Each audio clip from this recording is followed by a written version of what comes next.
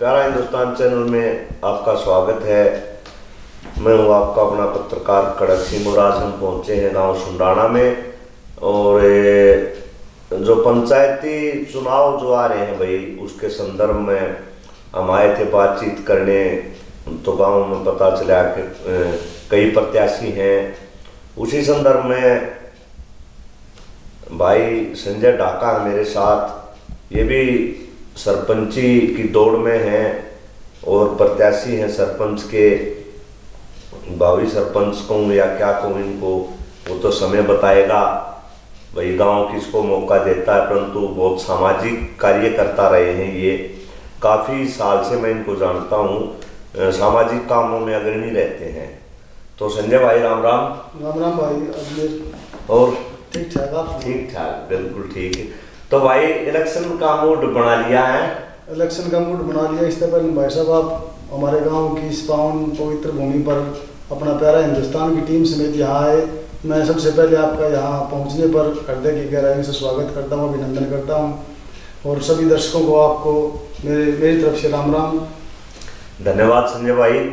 तो भाई संजय भाई काफ़ी कैंप भी लगाए हैं भाई, तो कौन सी संस्था है?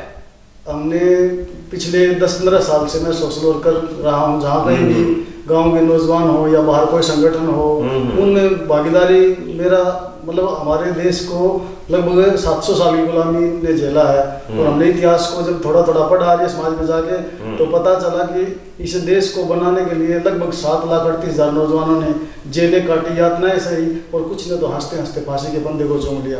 तब जाके ये आज़ादी मिली। लेकिन ये नौजवानों को बताने के लिए हमने एक माध्यम बनाया, हमने योग शिविर का सहारा लिया। हमने वैदिक भारत निर्माण अभियान एक अपना सामान्य वैदिक भारत निर्माण अभियान, वैदिक भारत निर्माण अभियान, जो हमारे वैदिक धर्म है, सनातन धर्म है, हमारी वैदिक सभ्यता है, वो लुप्त सी हो गई समाज से। और हमने सोचा कि नौजवानों में ना ही अपने माँ बाप के प्रति, ना ही संस्कृति के प्रति लगाव ही नहीं रहा। तो हमारे अंदर एक तड़प है, अगर उसे दोबारा से जीवित करें। जो हमारी सभ्यता और संस्कृति लुप्त होती जा रही थी, उसको बचाने के लिए मतलब आप लोगों ने प्रयास शुरू किया। स्कूलों, कॉलेज और ITI में लगभग 1 लाख नौजवानों के कैंप लगाए। शिव कृष्ण आर्य और मैं संजय ढाका वैदिक भारत निर्माण अभियान के अध्यक्ष और मैं संयोजक हूँ। हमने सुनारिया चुंगी पर है, पूरा पार्षद भी रहे हैं। हाँ बिल्कुल। उनके साथ मिलकर कंधे से कंधा मिलाकर, और जब जाट आंदोलन हुआ उसमें भी हमने लगभग सैकड़ों गांव में हवन और यज्ञ किया, सद्भावना यज्ञ, भाईचारा जी।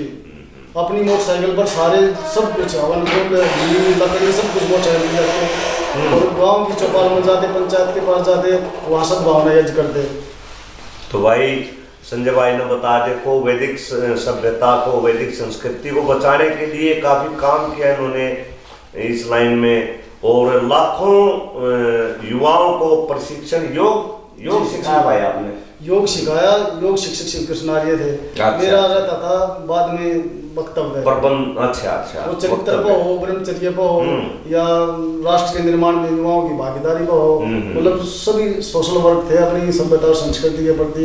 जिस रास्ते पर हमारे महापुरुष गए, क्रांतिकारी गए, उन रास्ते पर चलाने के लिए उद्बोधन होते थे। महर्षि दयानंद को मतलब प्रेरणा मानते हो? महर्षि दयानंद हमारे प्रेरणा स्रोत हैं।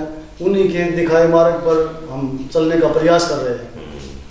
तो संजय भाई ने बताया कि महर्षि दयानंद जी प्रेरणा स्रोत हैं, और उन्हीं के मार्ग पर चलते हुए हमें जो है काम कर रहे हैं। और उसी कड़ी में लाखों युवाओं को इन्होंने प्रशिक्षण दिया है योग का। तो देखो समाज को सुधारने में कितना बढ़िया योगदान है इनका। युवाओं को सुधारने में, सभ्यता और संस्कृति, उनके चरित्र उत्थान के लिए जो काम इन्होंने किया, वाकई में ही ऐसे लोग अगर राजनीति में, चाहे वो सरपंची हो, चाहे कोई विधायक हो, चाहे सांसद हो, अगर ऐसे लोग आगे आते हैं तो हमारी सभ्यता और संस्कृति जिस दिशा में भी मतलब उन्होंने काम किया है, तो उसको एक बल मिलता है। तो संजय भाई ये तो बहुत बढ़िया काम करा। अगर आप सरपंच का चुनाव लड़ते हैं, गांव आपको मौका देता है, तो आप क्या रहेगा प्रायोरिटी पे, प्राथमिकता क्या रहेगी आपकी? प्राथमिकता पंचायत चुनाव में सरपंच की कोई नहीं होती। गांव की डिमांड को है और ऊपर से बजट को होती है और प्रस्ताव किस बात पर पारित हुआ है। बाकी फिक्स तो है, ये तो खेल स्वास्थ्य, गलियां पक्की कच्ची करवाना, लोगों को सुधार, सामाजिक सुधार जो सबके साथ नहीं, वो तो पहले से आप इस लाइन में रहे हो तो अंडरस्टूड है ये बात तो, कि उस पर तो ज्यादा फोकस रहेगा कि भाई आप गांव के युवाओं को सुधार की दिशा में ले जाएंगे, गांव के विकास, वो तो एक सरपंच का काम होता है। पर उसके अलावा जो मैं इस बारे में पूछना चाह रहा था, जो आप लोग पहले से करते रहे हो, क्या ये और अच्छी तरह कर पाएंगे आप इस काम को? ना, हम अच्छी तरह काम को करें या न करें, लेकिन हमारी आज भी यही आशा है कि हम जीवन में यहाँ से जब पूरा जीवन करके जाएं तो कुछ न कुछ आने वाली पीढ़ियों के लिए प्रेरणा बनकर जाएं। तो भाई ऐसे देखो, सामाजिक जो लोग हैं, हम भी भगवान से प्रार्थना करते हैं कि ऐसे अच्छे लोगों की मदद करें परमपिता परमेश्वर, उनको आगे बढ़ाने के लिए, ताकि समाज को एक अच्छी दिशा दे सकें। अच्छे लोग अगर हम चुनांगे तो भाई अच्छी दिशा देंगे, और भाई जिसे बोआंगे उसे काटने हैं, सीधी बात है। जैसा हम चुनाव करते हैं, अगर हम अच्छे आदमी न बनाओगे तो अच्छे काम होंगे, बुंडे न बनाओगे बुंडे काम होंगे। तो भाई संजय भाई, तेरी पार तो पड़नी मुश्किल है, सरपंची में दारू बहुत चल रहा है। दारू क्या होगा लोगों ने?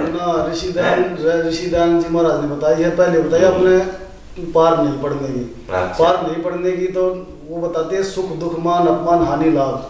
सर्दी पार ना पड़ने की तो मैं नहीं, ना वो बात सुनो ना मेरी। सर्दी गर्मी भूख प्यास सुख दुख मान अपमान हानि लाभ जय पराजय में जो एक समान भाव रखे वो वीर पुरुष कहलाते हैं। वीर पुरुष हो या महिला, वो वीर कहलाते हैं। तो हम हारेंगे तो भी हताश नहीं होंगे, जीतेंगे तो काम करेंगे, हार गए तो अपना गृहस्थी है अपने उसको। खैर इन बातों में तो भाई कोई नहीं जान दे, तू हमने मेरा है ये टोटके आर्य समाज वाले जो बात है वो तो वाकई में गजब की है। जाने की बात नहीं भाई, आप इस लाइन में काम करते रहे हो, जाने की बात नहीं। हमने मेरा तो आपसे भी प्रेरणा ली है कई बार। नहीं अच्छी हाँ ली है, मैं मानता हूँ, इसलिए मैं पर्सनल व्यक्तिगत रूप से आपको जानता भी हूँ काफी साल से, इसलिए मैं ये बात और कोई बड़ाई नहीं कर रहा, मैं ये सच्चाई है वो कह रहा हूँ। तो मेरा तो कहने का मतलब ये था कि आमतौर पे जो पंचायती चुनाव होते हैं उनमें देखा, मैंने भी लड़ा चुनाव, ब्लॉक समिति का भी लड़ा, पर हमने किसी का डाटा नहीं सुनवाया, हार के कोई बात नहीं। तो मैं उसी संदर्भ में आपसे बात करना चाह रहा था। ये संदर्भ सुन लो, मैं मेरा परिवार, हम शराब अपने हाथ से, अपने मन से, अपने धन से हम नहीं बांटेंगे, क्योंकि हम 100 आदमी अगर गांव में शराब पीने वाले हैं मांगते हैं, क्योंकि उनका मनोरंजन है, व्यक्तिगत मनोरंजन वो अपना करो भाई, हम उनके ना कोई द्वेष है ना बुराई है। लेकिन मैं यदि आपके किसी लड़के, आपके लड़के को दारू पिलाकर आपके घर भेजूं तो आपकी पत्नी गाल देगी, आपकी वो लड़के की बहू गाल देगी, अगर उसने तो हमारा नाश कर दिया, किसने पाई उसको गाल भी देगी। मतलब सामाजिक बुराई तो है, सामाजिक बुराई है और इसके मैं खिलाफ हूँ। चलो बहुत अच्छी बात, भाई ने कहा कि भाई मैं दारू नहीं पियाऊंगा, अगर चुनाव लड़ूंगा तो बिना दारू के लड़ूंगा। और एक अच्छी शुरुआत अगर सभी लोग ये पल्ले गांठ ला लें तो दारू वाले सुन ध्यान दी जाए, कोई भी ना पिया होगा तो कितने पीवेंगे। ना वो तो अलग से तो वैसा 1.5 महीना से है, वो पिछले लगातार पी रहे हैं, वो कहानी कहीं से पी रहे हैं, वो अपना उनका जुगाड़ अपना सबका और बतेरे पहनिए वो अपना और कोई नहीं पिया अपने घर तो। हाँ वो तो पहले भी पियो है, पर इलेक्शन टाइम पर कोशिश यह रहे वो स्टॉक कर ले, बल्कि कई वो तो अपना अनुभव ज्यादा हमने अनुभव नहीं, कोई स्टॉक करता है ना 10 12 बोतल एक पेटी स्टॉक कर ले, मैं मेरा और तड़के लाग जाए शांत मौज रहेगी। 2 महीने जब इलेक्शन होगा ना, फरवरी में शायद होने की संभावना है, तो इतना तो भाई है कि जो वोट छूट लेनी है उनकी बढ़िया मौज रहेगी, बाकी सारे 13 पर के हो जाए मर जाएंगे और राम ज्ञान है। अच्छी बात है, खैर मैं ये नहीं कह रहा कि शराब बिना शराब के इलेक्शन में लड़ा जाए, सभी प्रत्याशियों से बल्कि ये अनुरोध है मेरा कि दारू ना पियाओ वो, ताकि ये सामाजिक एक बुराई खत्म हो जाए, हमारे जो रिवाज बन रहा है इलेक्शन में कि भाई दारू बिना इलेक्शन ना जीता जा। हाँ, मेरे ख्याल ऐसी कोई बात नहीं है। कई आते हैं, नाम नहीं लूंगा मैं उनका, अगर इसके बगैर तो आप इलेक्शन हार जाओगे। हारना ही तो है, मर तो नहीं जाऊंगा ना। नहीं, मैं भी मरने का तो पल भर का नहीं मेरा, लेकिन इलेक्शन तो हारूंगा या जीतूंगा, दो ही बात है। जीत का तो परोपकार की भावना से काम करेंगे, समाज में जीवन का सदुपयोग करेंगे, हार गए तो अपना गृहस्थ को बस चलाएंगे, उसके साथ साथ सामाजिक काम भी करेंगे। बिल्कुल बिल्कुल। देखो जो आपने बात कही, जो बिना दारू पिए अनाप शनाप का खर्चा करें अगर इलेक्शन लड़े, अगर वो आदमी हार भी जा तो कोई गम नहीं होता उसको। ना ठीक बात है, ठीक बात। हाँ, और गम तो भाई उसके है ना जो 5-4 लाख की दारू पिया अगर फिर हारेगा, हार्ट अटैक। मैं तो आपका चैनल के माध्यम से एक बात और कहना चाहूंगा, सरपंची में आजकल ओपन होकर जो चले हमारे 10 उठ रहे हैं और मेरे पड़ोस में 5 उठ रहे हैं। अगर मैं तो कैंडिडेट वोटर को मुश्किल, हमको मुश्किल नहीं उठने वालों को, उनका भाईचारा खत्म होता है। मैं तो सबसे अपील करूंगा, किसी का साथ दो या न दो, अपना भाईचारा कायम रखो, वोट का प्रयोग करो 100%। लेकिन एक मेरे साथ हो गए, आपका घर में उठ रहा है और खुल के मेरे साथ हो रहे हो, ये भी गलत बात, अपना भाईचारा ही मत बिगाड़ी हो किसी के कारण। कितनी अच्छी बात कही है संजय भाई ने कि स्वार्थ को दरकिनार करते हुए इन्होंने कहा कि भाई अपना भाईचारा नहीं बिगाड़ना है, मेरे लिए या किसी के लिए भी अपना भाईचारा मत बिगाड़ो, सब प्यार प्रेम से।